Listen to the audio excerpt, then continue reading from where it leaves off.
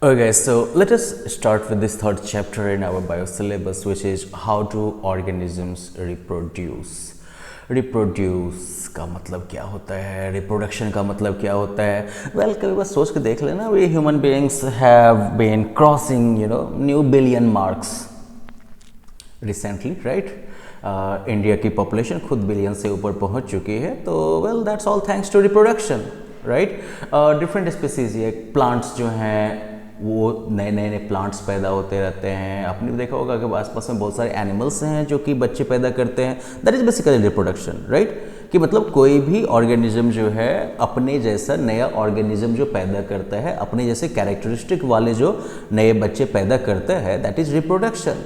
Okay, production of new organisms from the existing organisms of the same species is known as reproduction, right? अपने ही species के नए organism पैदा करना, existing organism के द्वारा अपने ही स्पीसीज के नए ऑर्गेनिजम्स पैदा करना, दैट इज रिप्रोडक्शन। और ये जो है स्पीसीज के सर्वाइवल के लिए जरूरी है। आई मीन, अगर इंसानों के बच्चे नहीं होंगे तो फिर सोच लो कितने दिनों तक इंसानों का एग्जिस्टेंस बचा रहेगा, right? Even the youngest child at this point would eventually die, 50-60 years later. तो उसके बाद जो है खत्म, एज ए स्पीसीज तो हम एक्सटिंक्ट हो जाएंगे ना। तो इसलिए रिप्रोडक्शन जो है वो जरूरी है ताकि किसी पर्टिकुलर स्पीसीज का एग्जिस्टेंस जो है वो मेंटेन रहे, वो जो है बना रहे। ओके, और इसमें होता क्या है बेसिकली कि पेरेंट्स वाले कैरेक्टरिस्टिक्स के साथ ही नए ऑर्गेनिज्म पैदा होते हैं, ज़्यादा ऑर्गेनिज्म पैदा होते हैं। तो खैर देखिए, अब ये जो सिमिलर या सेम कैरेक्टरिस्टिक्स, बेसिक कैरेक्टरिस्टिक्स वाले जो ये नए ऑर्गेनिज्म पैदा होते हैं, तो इनके पैदा होने का तरीका जो है, यानी कि रिप्रोडक्शन का टाइप जो है वो दो होता है। एक होता है एसेक्सुअल रिप्रोडक्शन और दूसरा होता है सेक्सुअल रिप्रोडक्शन। एसेक्सुअल रिप्रोडक्शन में क्या होता है कि सिंगल पेरेंट से जो है रिप्रोडक्शन होता है और इसमें जो है सेक्स सेल्स या गैमेट्स का कोई इन्वॉल्वमेंट नहीं होता है। So asexual reproduction is a process of reproduction which involves only one or a single parent without involvement of sex cells or gametes. On the other hand, reproduction involving two parents and making use of sex cells or gametes is called sexual reproduction.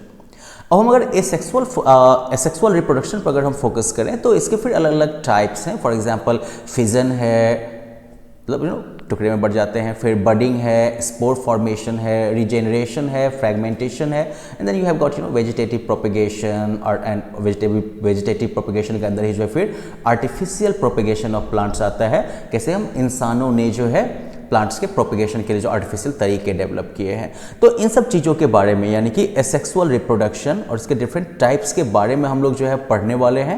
And let us first begin with fission. Fission नाम से ही आप लोगों को पता होगा कि यहाँ पर कुछ टूट फूट वाला काम होने वाला है, राइट? फिजन में जो है क्या होगा, बंटवारा होगा। तो एसेंशियली हम ये कह सकते हैं that in fission parent body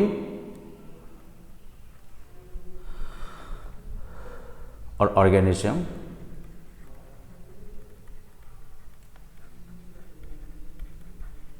splits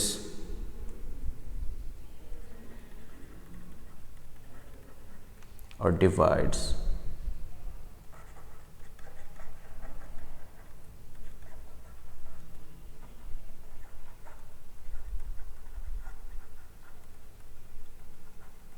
to new organisms. Two से ज़्यादा भी हो सकते हैं, टू कोई लिमिटेशन नहीं है। तो दो या दो से ज़्यादा जो नए ऑर्गेनिज्म निकलते हैं पेरेंट बॉडी या ऑर्गेनिज्म के स्प्लिटिंग के थ्रू, ये आपका जो है हो गया फिजन। अब फिजन जो है वो आपका दो टाइप का हम लोगों ने बात किया था ना, बाइनरी, और आगे हम जो है मल्टीपल फिजन की बात करेंगे। तो जब बाइनरी फिजन जब होता है तो इसमें क्या होगा, दो टुकड़े में बटेगा। एक बेसिक एग्जांपल आप जो है अमीबा का ले सकते हैं। मान लीजिए ये एक अमीबा हो गया, बीच में इसका जो है ये न्यूक्लियस है,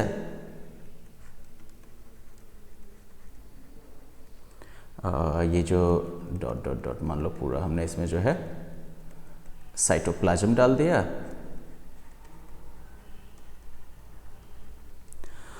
तो ये एक फुली ग्रोन मान लीजिए अमीबा हो गया, राइट? अब इसके बाद क्या होता है, मान लो कि ये अमीबा जो है वो इस टाइप का कहता है कि ये न्यूक्लियस जो है वो धीरे धीरे जो है एक्स्ट्रा जो है इस टाइप का ग्रोथ होगा। मतलब पहले जो है न्यूक्लियस के लेवल पर जो है सेपरेशन होना शुरू हो जाएगा, न्यूक्लियस जो है वो लंबा हो जाएगा और फिर उसके बाद जो है न्यूक्लियस जो है वो स्प्लिट हो जाएगा, राइट। एक न्यूक्लियस इधर आ गया, एक न्यूक्लियस इधर आ गया, साइटोप्लाज्म अभी जो है दोनों का मिला हुआ है। और फिर नेक्स्ट स्टेज में क्या हो जाएगा कि ये जो है वो एक टुकड़ा हो गया और ये जो है दूसरा टुकड़ा हो गया, दो अलग अलग न्यूक्लियस तैयार हो गए और उन दो अलग अलग न्यूक्लियस के साथ जो है ये अमीबा जो है वो आपका दो टुकड़े में बट चुका है। ओके, तो ये जो है बाइनरी फिजन का एग्जाम्पल हो गया आपका। अब ये जो दो बनेंगे these will be called daughter cells. ये पेरेंट सेल हो गया और एक पेरेंट सेल से जो है दो डॉटर सेल्स बने। अब रिमेंबर कि ये दोनों जो डॉटर सेल्स हैं ये भी इवेंचुअली ग्रो करेंगे, ग्रो करने के बाद इसमें फिर से फ्यूजन होगा, फिर हम हमारे दो वाले सिद्धांत से ये चलेगा, क्योंकि ये रिमेंबर एसेक्सुअल रिप्रोडक्शन है, इसमें हम एक और हमारे कितने भी चलता है। तो यहाँ पर मान लो कि हम एक हमारे दो, तो इसका अपना दो हो जाएगा और फिर इधर जो है इसका भी अपना दो हो जाएगा और इस तरीके से जो है 2 से 4 हो गए ये, फिर 4 से जो है 8 हो जाएंगे, चलता रहेगा, है कि नहीं। इनकी दुनिया बिल्कुल मज़ेदार रहेगी।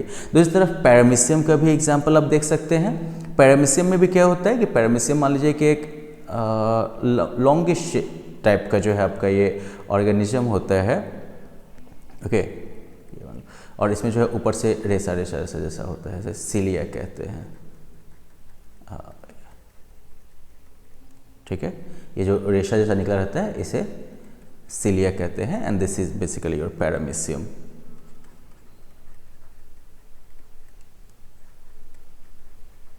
तो पैरामीशियम में भी क्या होगा, इवेंचुअली जो है पहले इसका जो है जो ये न्यूक्लियस है ये पहले स्प्लिट होगा,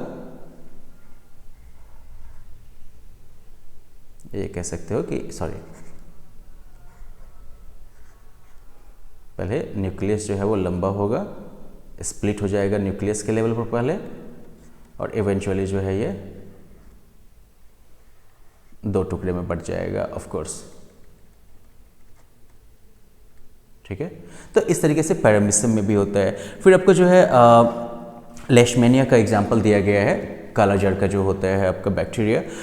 इसमें क्या होता है कि इसमें बाइनरी फिजन तो होता है लेकिन इसमें जो है लॉन्गिट्यूडिनल होता है। जैसे कि अमीबा का जो सीन है, अमीबा के सीन में कि किसी भी प्लेन पर ये जो है बंटवारा हो सकता है, मतलब इधर से टूटे कि इधर से टूटे कि इस एंगल से टूटे, किसी भी तरफ से ये बंटवारा हो सकता है, बस दोनों के हिस्से में न्यूक्लियस जो है वो मिल जाना चाहिए, ये कहानी होती है। पैरामीशियम में भी जो है ऐसा कोई लिमिटेशन नहीं है,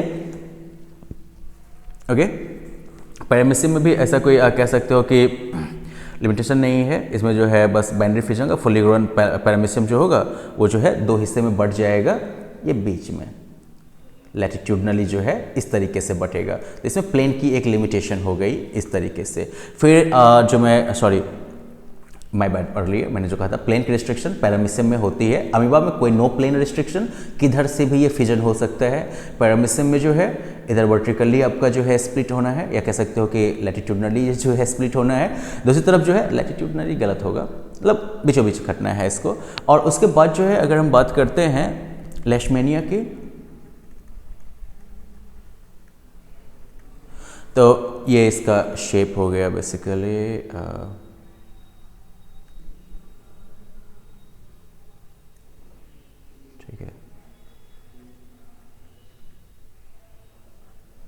ये जो निकला हुआ पार्ट होता है इसे फ्लैजेलम कहते हैं। तो इसका जो फिजन होगा, तो फिजन क्या होगा इसका, लॉन्गिट्यूडिनल होगा, मतलब ऊपर से लेके और नीचे तक फ्लैजेलम तक पूरा पार्ट जो है वो दो हिस्से में बटेगा, ठीक है। एक आधा इधर आधा इधर, दो हो गए ये भी। तो इस तरीके से जो है अमीबा, पैरामीशियम, लेशमेनिया, इन सब में जो है हमें बाइनरी फिजन का एग्जांपल देखने को मिलता है, जहाँ पर हमने देखा कि अमीबा में किसी भी प्लेन पर जो है ये स्प्लिट हो सकता है, पैरामीशियम के केस में जो है ये लैटिट्यूडनली होगा, जबकि लेशमेनिया के केस में ये जो है लॉन्गिट्यूडिनल होगा आपका, ठीक है। अब आगे हम बात करते हैं मल्टीपल फिजन की, कि फिजन जो है ये तो 2 वाला हो गया, लेकिन कभी कभी फिजन जो है उसमें 2 से ज़्यादा भी प्रोडक्ट आपको मिल सकते हैं। So let us talk about multiple fission now.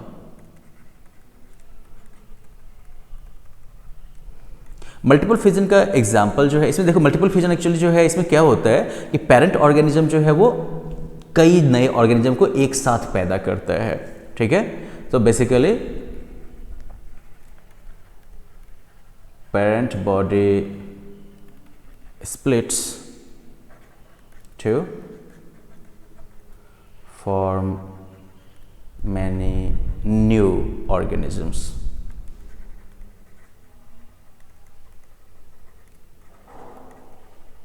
At the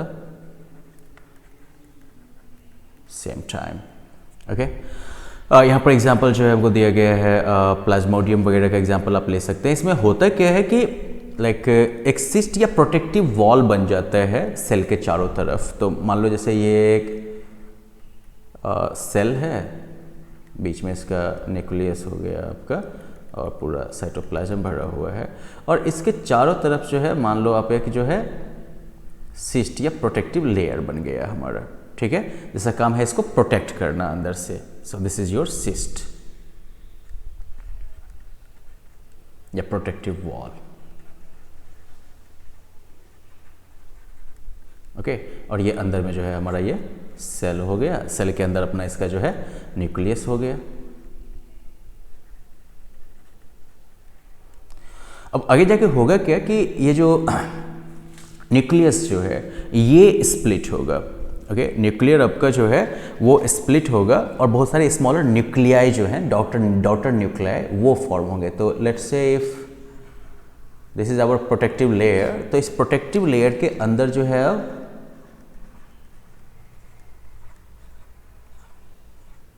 छोटे छोटे छोटे छोटे छोटे छोटे बहुत सारे बन जाएंगे, ये डॉटर न्यूक्लियाई हो गए।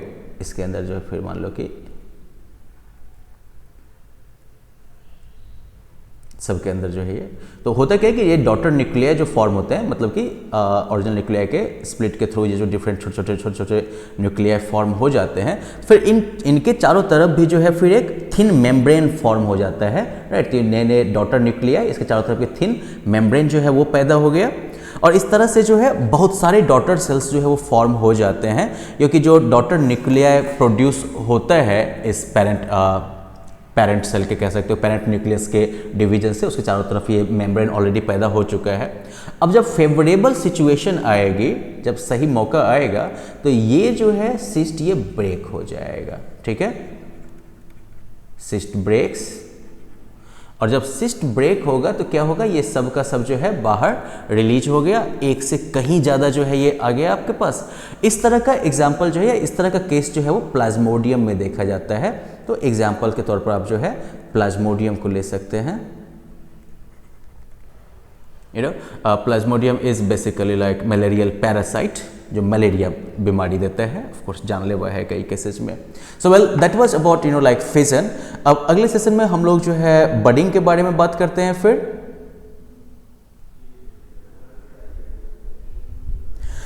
बडिंग में क्या होता है कि एक स्मॉल पार्ट जो होता है प्लांट का, ऑर्गेनिज्म का, पेरेंट ऑर्गेनिज्म का, वो जो है एक बड के फॉर्म में ग्रो करता है और बाद में जाके ये डिटैच होकर जो है एक नया ऑर्गेनिज्म बन जाता है। इसका एग्जांपल हम जो है हाइड्रा में देख सकते हैं इधर, ठीक है। This is an example of like budding in hydra. इस एग्जांपल को अगर आप देखिएगा, इसमें क्या हो रहा है, ये पेरेंट हाइड्रा आपका हो गया और उससे जो है फिर एक यहाँ पर बड फॉर्म हो रहा है, right. Let me just use a blue one. So here like we have a small bud forming here, और इससे जो है फिर एक नया हाइड्रा पैदा हो जाता है। ये हाइड्रा के टेंटिकल्स हो गए, इससे एक जो है नया हाइड्रा पैदा होता है, और बाद में जो है ये हाइड्रा जो है वो डिटैच होके नया हाइड्रा बन जाता है, राइट। तो ये अब सेपरेट ऑर्गेनिज्म के तौर पर रहने लगता है। अब जो हाइड्रा हाइड्रा यहाँ पर क्या कर रहा है, बेसिकली जो है वो एसेक्सुअली रिप्रोड्यूस कर रहा है बडिंग प्रोसेस के द्वारा, ओके।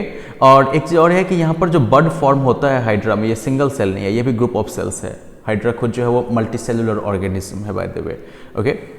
अब इसके आगे जो है हम लोग यीस्ट में भी बात करते हैं, यहाँ पर भी जो है बडिंग प्रोसेस होता है। तो यीस्ट जो है वो क्या है, ये जो है यूनिसेलुलर नॉन ग्रीन प्लांट है। Yeast, what is yeast? It is a unicellular non green plant. Fungus बोलो ना भाई, सीधा सीधे हिसाब किताब में, राइट? फंगस है बेसिकली ये। तो ये भी बडिंग प्रोसेस के द्वारा ही रिप्रोड्यूस करता है। For example here you have got a yeast, okay, yeast हो गया, यीस्ट के बीचों बीच ये वैक्यूल हो गया, प्लांट में ऑफकोर्स प्लांट सेल्स में वैक्यूल होता है ये, और ये इसका न्यूक्लियस हो गया। बाद में क्या होता है, न्यूक्लियस के लेवल पर जो है स्प्लिट हुआ और डॉटर न्यूक्लियाई बन गए, राइट? बड इधर फॉर्म हो रहा है इधर, और ये जो न्यूक्लियस है वो इधर शिफ्ट हो जाएगा, और ऑफकोर्स इसके अंदर एक वैक्यूल भी डेवलप हो गया, और बाद में जो है पेरेंट यीस्ट से जो है डॉटर यीस्ट का फॉर्मेशन हो गया, जन्म हो गया। तो ये एक और जो है ये इस तरीके से यहाँ पर बडिंग काम करता है। अब आगे जो है हम लोग बात करेंगे फिर स्पोर फॉर्मेशन के बारे में।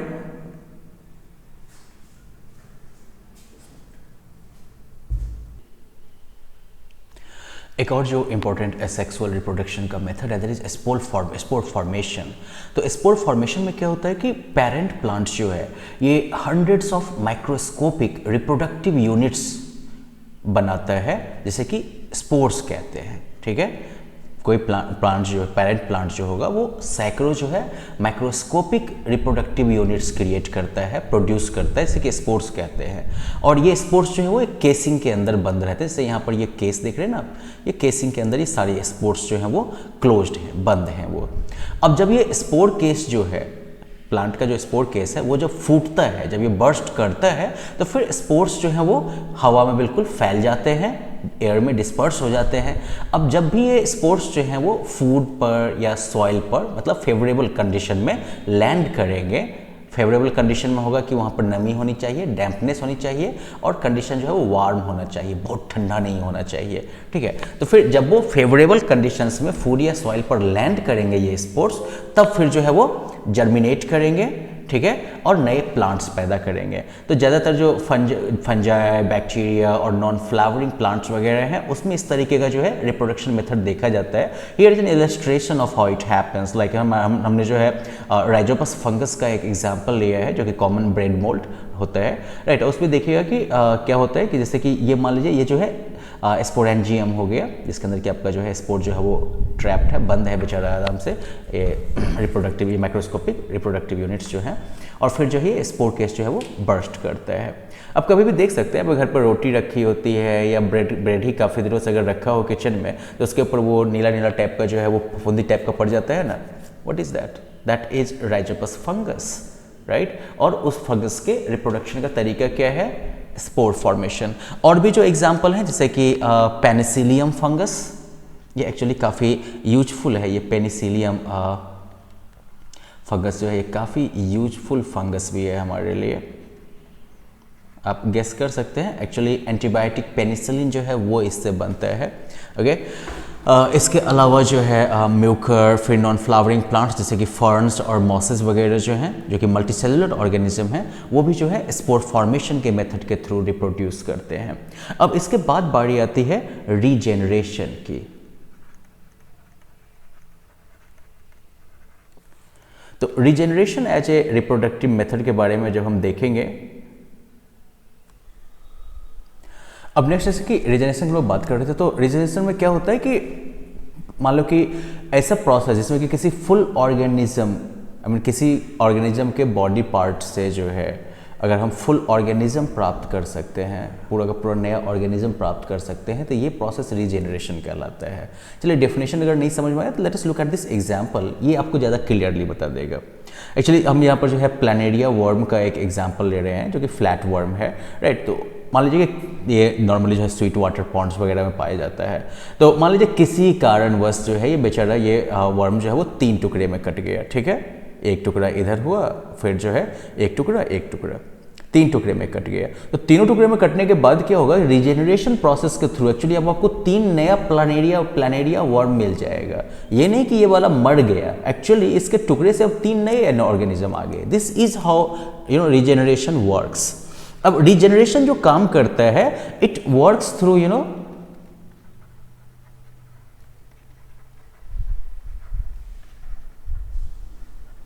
It works through process of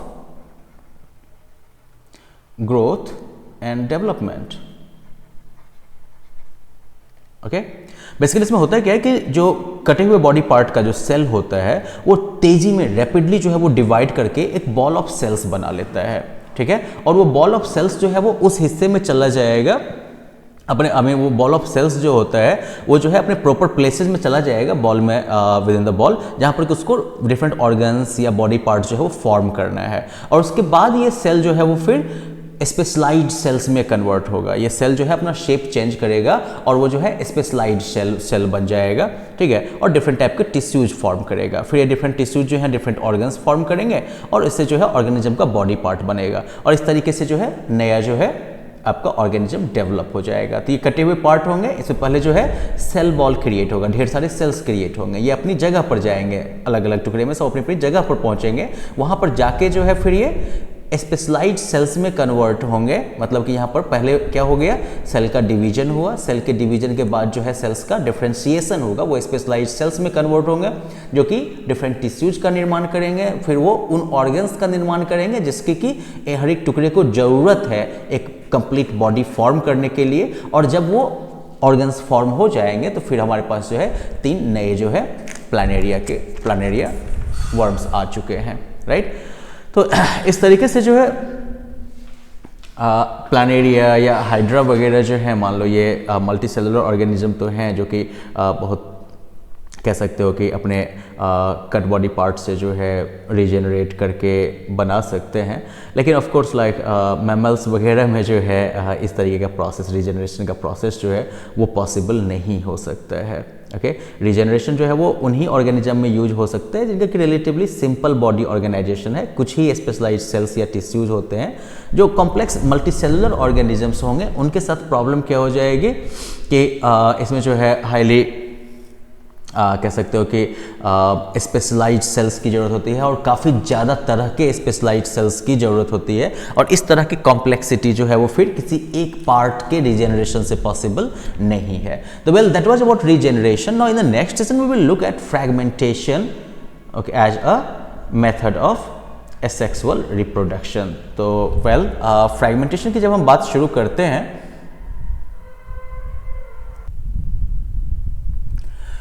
fragmentation में क्या होता है कि मतलब एक सिंपल कोई मल्टीसेलुलर ऑर्गेनिज्म जो है उसका बॉडी टूट जाता है, 2 या 2 से अलग ज़्यादा ही टुकड़ों में जो है टूट जाता है मैच्योर होने के बाद। और हर एक टुकड़ा जो है वो सब्सिक्वेंटली ग्रो करके कंप्लीटली नया ऑर्गेनिज्म फॉर्म करता है। That is how fragmentation works. Okay, so like the breaking up of the body of a simple multicellular organism. 2 condition देखो, सिंपल होना चाहिए और मल्टी सेलुलर होना चाहिए। मल्टी सेलुलर क्यों दिया गया है ये हम बताएंगे आपको बाद में। तो एक the breaking up of the body of a simple multicellular organism into 2 or more pieces on maturing, each of which subsequently grows to form a complete new organism is called fragmentation. अब जैसे कि आपको यहाँ पर जो है एस्पैरोजीरा का example दिया गया है। बेसिकली इसको सी ग्रास भी आप एक तरीके, सॉरी जलीय पौधा है, ये वाटर प्लांट है। और ये जो है सॉरी एस्पैरोजीरा जो है प्लांट हो गया आपका, और दूसरी तरफ जो है एनिमोन्स का भी एग्जाम्पल है, ठीक है ना। तो ये सब जो है मरीन एनिमल्स हैं, जबकि एनिमोन्स, तो चाहे हम एनिमोन्स की बात करें जो कि मरीन एनिमल्स हैं या फिर एस्पैरोजीरा की बात करें जो कि प्लांट हैं, दोनों केसेस में क्या देखिएगा कि ये मल्टी सेलुलर है। ये प्लांट कैटेगरी से हो गया और दूसरा जो है वो एनिमल कैटेगरी से आ जाएगा आपका। और इसमें क्या होता है कि जैसे मैच्योर होने के बाद जो है, जैसे मान लो कि ये एक एस्पैरोजीरा है और मैच्योर होने के बाद क्या होता है, ये ब्रेक करता है, यहाँ से ब्रेक कर गया, यहाँ से ब्रेक कर गया, यहाँ से ब्रेक कर गया, ठीक है। तो अलग अलग जगहों से जो है मान लीजिए ये ब्रेक कर जाता है, फ्रैगमेंट्स में बट जाता है। और फ्रैगमेंट्स में बटने के बाद क्या होता है कि हर एक फ्रैगमेंट जो है, इधर भी होगा फ्रैगमेंट, राइट। तो each fragment